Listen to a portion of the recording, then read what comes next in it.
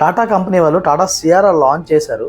కానీ టాటా సియారా ఏ కార్తో కాంపీట్ చేస్తుందంటే, ఏ car competition అవ్వబోతుందని చూస్తే నాకైతే ఇది వేరే కంపెనీ కార్లతో కన్నా టాటా వాళ్ళ ఓన్ కార్లతోనే కాంపీట్ చేస్తేమో అనిపిస్తుంది. ఎందుకో చెప్తాను.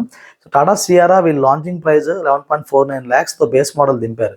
కానీ బేస్ మోడల్ వాళ్ళు ఇచ్చే ఫీచర్స్ బట్టి బేస్ మోడల్ ఎవరు తీసుకునే అవకాశం చాలా తక్కువ ఉంది. సో అక్కడ విక్టోరియస్ కానీ క్రీటా కానీ అడ్వాంటేజ్ దొరుకుతుంది. స్టార్టింగ్ 15 lakhs వరకు ఉన్న బడ్జెట్లో.